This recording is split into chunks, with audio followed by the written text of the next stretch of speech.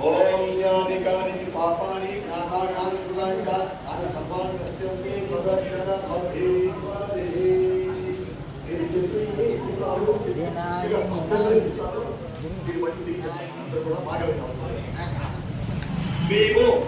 మేము ఈశ్వరుని సర్వవ్యాప్తిగాను న్యాయ నిర్ణేతగాను భావించి ఆయన ఆజ్ఞలను జీవితంలో శిరసా వహిస్తాము.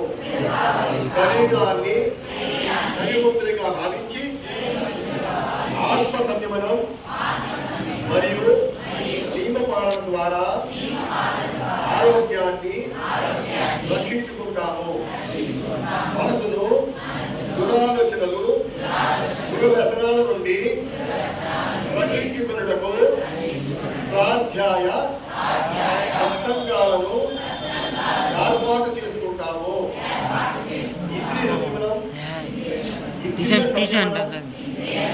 అర్థ సంయమనం, సమయ సంయమనం మరియు